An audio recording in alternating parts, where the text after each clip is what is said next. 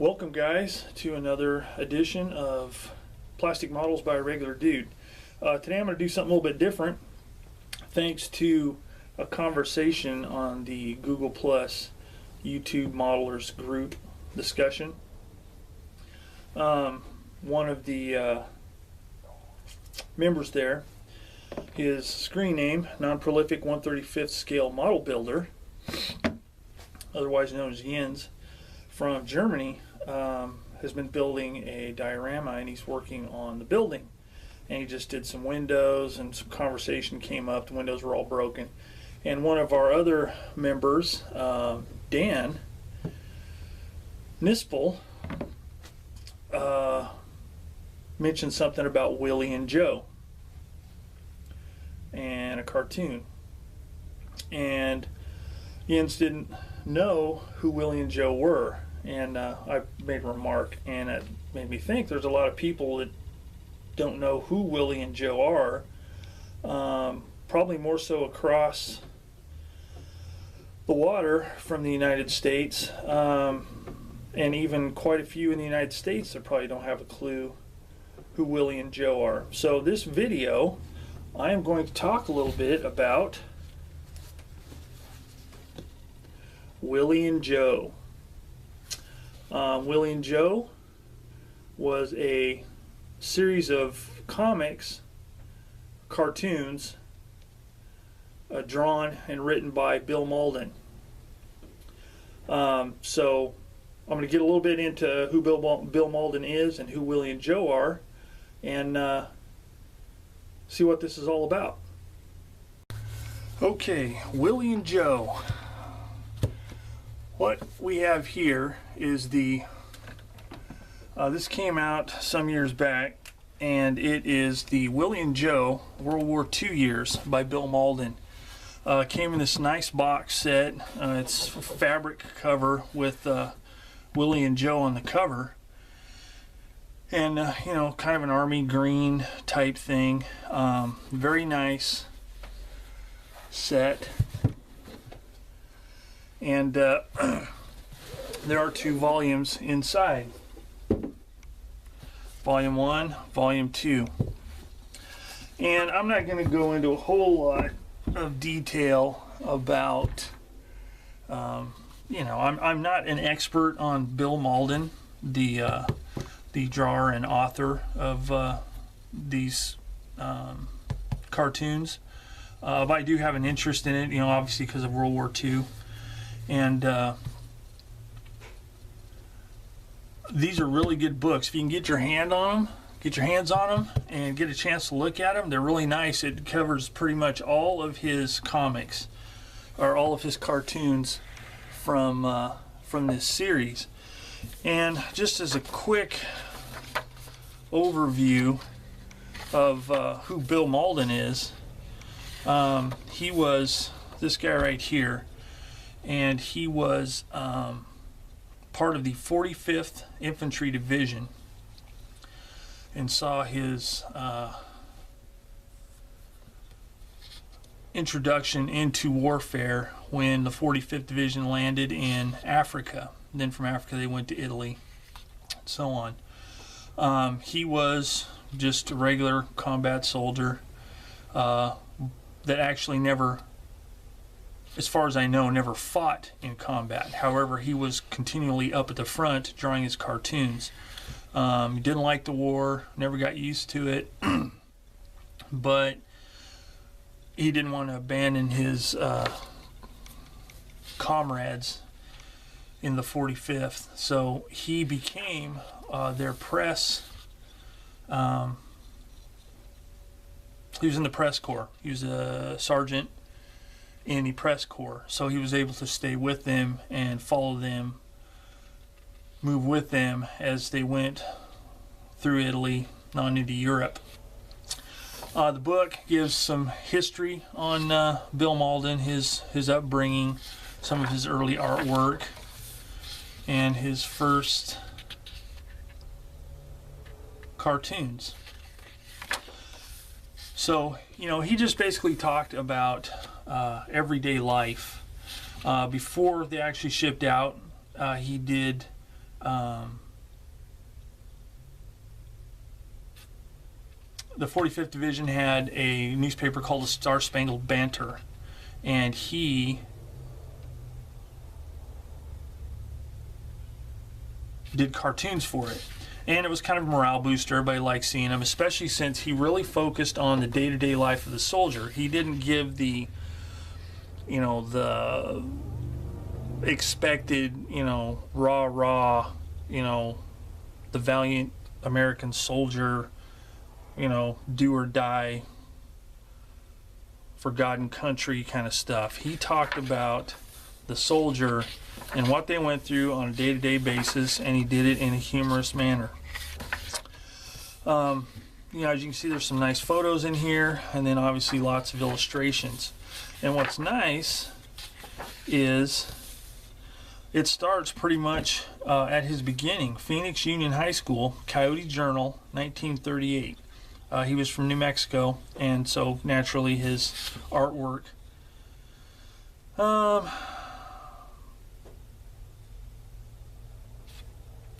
involved his life, what he saw on a daily basis. Now, one of the nice things about this book is there will be a star on some of the pages, and star icon that appears next to a publication credit indicates an endnote at the back of this volume. So it gives a little bit more information and in-depth talk about what he was drawing. So it's like his day-to-day life. Lots of cartoons here. Lots involving Native Americans from the New Mexico area. And then Star Spangled Banner. That's where he gets into his military life, and it really is about the average Joe, the average U.S. soldier, pre-war in these comics here, or these cartoons here, and all the ins and outs of being a U.S. soldier at the time. And there is just tons of stuff. Then eventually it talks about maneuvers, talks about some of the racial tensions in the country at the time. He was very, very against all of the racial stuff that went on back then, because with African Americans and with the Native Americans. So he talks a lot about just the day-to-day stuff. And his artwork got better as he progressed. Sometimes he'd do full page deals, sometimes they were just single panels. And just talks about all of it. The artwork's great. The comics, especially if you know anything about the U.S. Army, which again, I'm no expert, but I've researched enough and I've known enough people that have been in the military, past and present, to know really what these guys are talking about. Some of it might be lost on some of our friends in Europe or anywhere else, because a lot of it's real American in basis, things that we can really relate to, but they're really, really good, and it gives you a really good idea about what military life was in kind of a humorous manner. And he goes through all of the training aspects. Eventually he gets into shipping out to go overseas. He talks about that, cramped conditions, the food, the deprivations, the camaraderie, the fatalistic view that a lot of soldiers had back then. And he used to kind of get in trouble a bit because, again, his troops were not the spit and polish troops that most people were used to seeing. These guys were the grunts. They were the guys that were, this is volume 2. These were the guys that were in the foxholes, in the mud, getting dirty, getting shot, seeing their buddies die, living through all this deprivation, while the rear echelon, pretty well lived it up. Lots of satire going on. You know, as you can see, a lot of the pictures, a lot of these cartoons depict the U.S. soldier in kind of a slovenly manner, bearded, tore up uniforms, and it's funny to watch as the cartoons progress and get farther and farther. Their uniforms seem to be more tattered. You know, their appearance is rougher. Their fatalistic view is more pronounced. But, you know, I mean, for example, here, this is one of his most famous cartoons right here. It's called The Prince and the Pauper. You know, you've got the U.S. soldier, you know, the guy that's supposed to be helping save the world from tyranny or whatever. You know, cigarette dangling from his lips, tore up uniform, battered helmet, disheveled, bearded appearance, you know, slouched. Not the heroic image that a lot of people were used to seeing on the newsreels and on motion pictures and all that. This was real, you know, and then you have the little, you know, it says Mediterranean edition, so I'm assuming it's an Italian child of some kind, you know, wearing oversized clothes, living in just squalid conditions because of the war. And that was his view. It's like, you know, he showed the real deal. You know, anytime they could find some booze, they'd find it. I mean, they were just day-to-day people, and he did a really good job capturing this.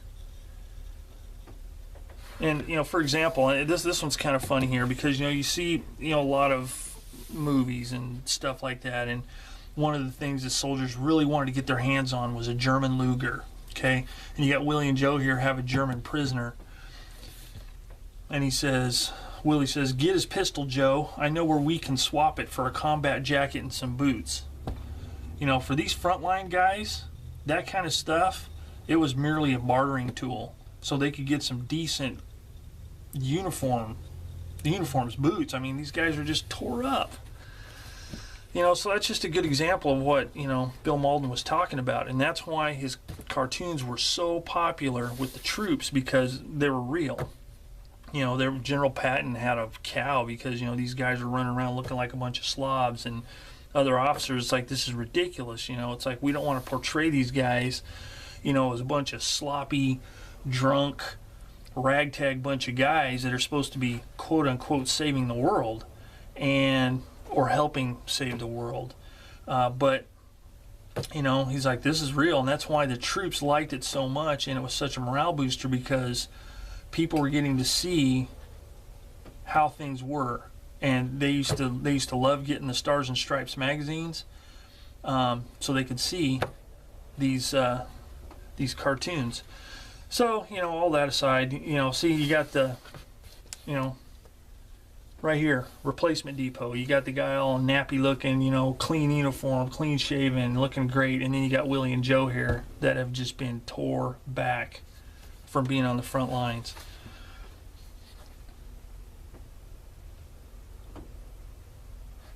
You know, it's just, it's really good. You know, so, you know, if you can get your hands on them, they'd be well worth the, and here's something that's kind of funny. You know, the only decorations they really show, that he really shows on Willie and Joe or any of the other troopers that are on the front line, is this one right here. And I don't know if you can see it, but that is the combat infantry badge. And the only way you could get a combat infantry badge is to spend, I don't remember what the time frame was, X amount of time on the line in combat.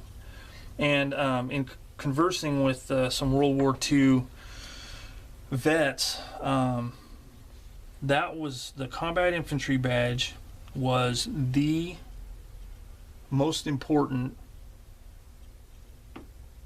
thing that these guys could wear. They didn't care about all the ribbons, they didn't care about all the rest of that stuff. This told people that these guys were the real deal. They were on the line, they saw combat, they'd been there. You know, you get the rear echelon guys, you know, a lot of them didn't have them because they were in the back, they were doing supplies or whatever, and, you know, everybody had their job. But to these guys, that was a badge of honor. and you'll see this, whenever they're dressed up in their, Class B uniform or whatever it is, and that's the one they wear. But, just some really good stuff. Very interesting. It's entertaining, yet it really gives you a good idea and a look into that time frame and what these guys were going through, and kind of dispelling some of the myths that,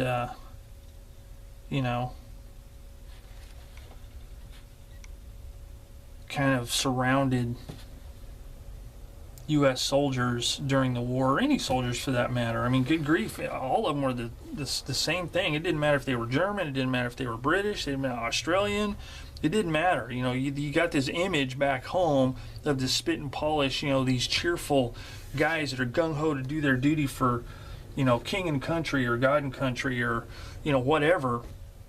And, this was the real deal. Good stuff, really good stuff. So, it's some good stuff. So anyway, I've read these through a few times, and it's just really good material. And the notes in the back are very interesting because it gives some insight, and then it gives like in this case here, it shows the idea process that he did. He has notes and dates and stuff like that, and then the final caption that was involved. Like, this is a good one here. You got a couple of guys on a howitzer here, field artillery, whatever it is, and they're firing away. And you got this guy that's inside the dugout. He says, "Fire 2 more for effect. I'm making a stovepipe." He wants their shells so we can continue making a stovepipe so they can have a little heat, or maybe cook or whatever.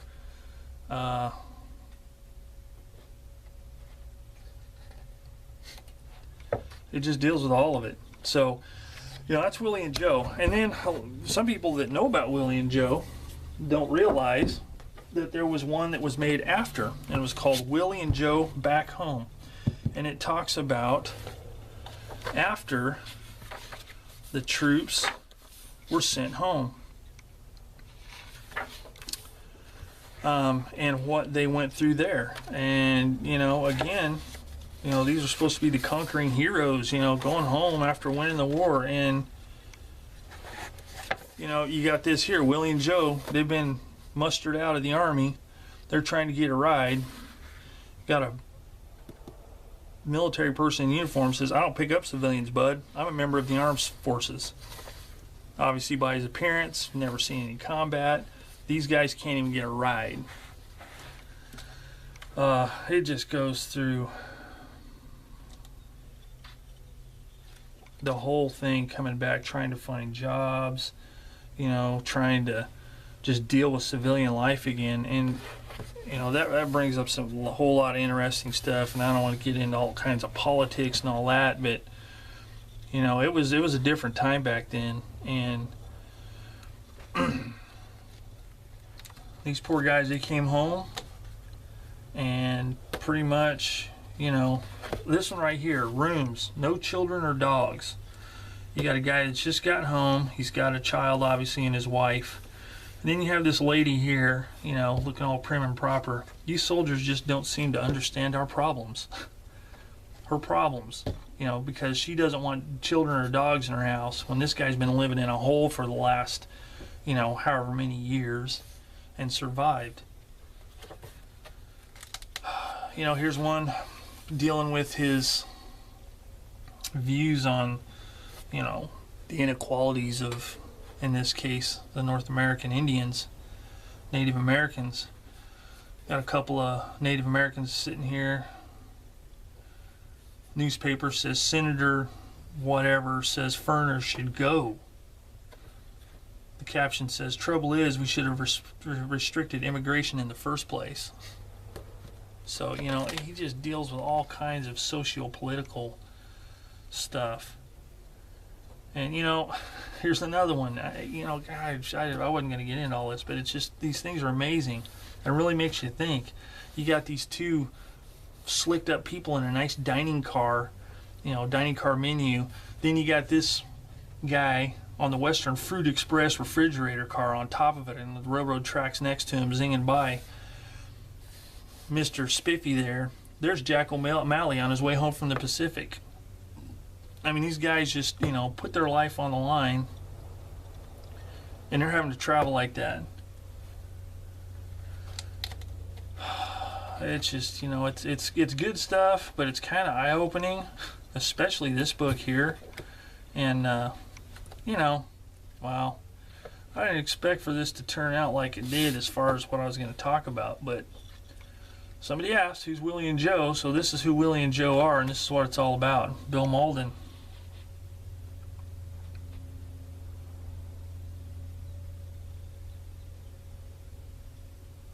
Here's one here. Webster's Dictionary definition of liberate, to set free. And looky here, displaced persons, all the people that have lost their homes and everything to war, and they're in displaced person camps behind barbed wire. Now, obviously that changed as they were able to get these people relocated, but it's just, there's a lot of irony involved.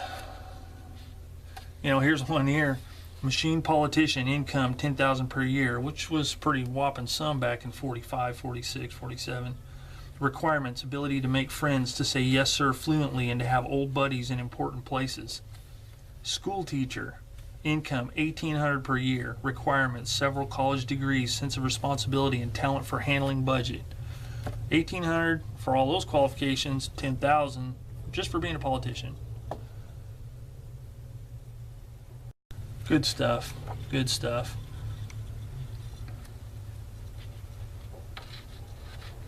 Talks about, the after-war situation and dividing up of all the European continent and all that. So, I don't know. Very interesting stuff. Very interesting stuff. He was a very sharp dude, and he really had his thumb on the pulse of what was going on in the States as far as the guys coming back from the war.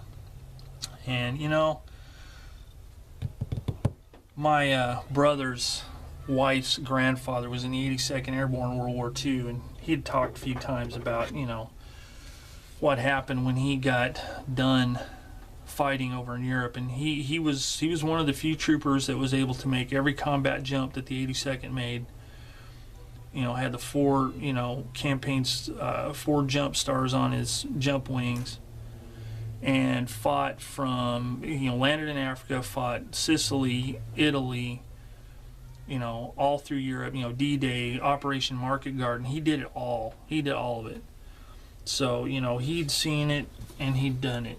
And he survived. He got wounded, but, nothing debilitating. He was able to lead a regular life after the war. But he remarked to my brother that it was kind of funny whenever he got done and he got out of the military. Basically, at his mustering out, they gave him his final pay, gave him a pamphlet, a little fold-out pamphlet on how to reacclimate yourself into civilian life. Hand him his pay, hand him his pamphlet, whatever other stuff he needed to show that he had been discharged from the military, and off you go, pal. Find a job, go back to your wife and kids if you have any, go get a wife, whatever. That was it. Hand him a pamphlet. There you go. Nowadays, and I'm not saying that troops don't have it hard now, because they do. War is war, and it's horrible. But at least they have they have programs and stuff like that that can kind of help them. And I'm not saying they're perfect either, because the programs can be just jacked up. But, there is stuff out there, and it's just times have changed, and these poor guys here, the quote-unquote greatest generation in the United States, that's what they're referred to sometimes. I don't know if they have a similar phrase, in Europe or wherever else, but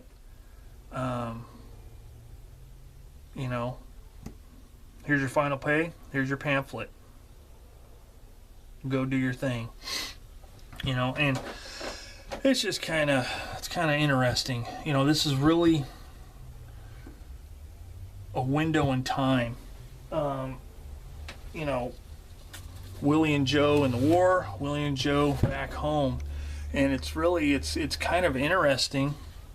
And you know, again, if you can find these things, you know, read them. They're really good. I mean, there's really funny stuff in here, but it really does make you stop and think. As a matter of fact, this video and my commentary has not turned out at all like I thought it was going to be. You know, I was just going to talk about Willie and Joe. Some cool Army stuff, World War II.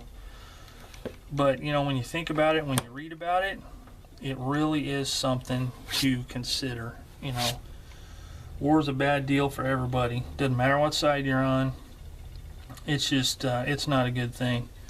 And, you know, these books here, they give you a good idea of what these guys went through during the war, and they do it in a, you know, pretty humorous manner. There's some funny stuff in there, but again, it does make you think. And then Willie and Joe back home, same thing. You know, it's kind of funny in a way, but in another way, it's like, you know, this is horrible. These, you know, these people, you know, again, it doesn't matter what side you're on. You know, you go through this stuff, and you basically deal with it for the rest of your life in one way or another. You know, some people, you know, get through it really easily and get back in the groove and move right along, but I guess, you know, I would assume that it's just always with them. So, anyway, that's Willie and Joe. You know, while I'm talking about this, I was pondering, you know, stopping the video and just saying, no, I'm not gonna do it like this. I'm gonna do another one, try and be a little bit more upbeat, but you know, that wouldn't be doing justice to these things. I mean, this is what they were all about, and that's what Bill Mauldin was trying to get across. He was an activist kind of person later in life, and really talked about stuff that, you know, the inequalities going on in the world, the U.S. in specific. And you know, that's Willie and Joe. Cripes, guys. I expect this to be a little more happy and upbeat, but getting toward the end here, there's just some really thought-provoking stuff in cartoons, for crying out loud. So if you can get a hold of these things, I would suggest reading them, or just finding some of them. You can find some of them online, and just read some of them, see what they're all about. This one you won't see as much as these. These, I think, are more popular with the general public, those who do know who Willie and Joe are, and Bill Mauldin. So anyway, that is it for Willie and Joe. I hope you guys enjoyed what I've talked about a little bit. And, you know, this is one of those ones where I really would like to see some comments on what you think about, you know, what I've said and what, you know, these are about. I mean, just if it's like, yeah, those look pretty cool, or wow, you know, that's some crazy stuff. Whatever. Leave a comment for this one if you would, if you don't mind. I'd like to hear what your thoughts are on Willie and Joe. Find out if any of you are familiar with Willie and Joe. So anyway, that's it for Plastic Models by a Regular Dude, and I will catch you guys next time.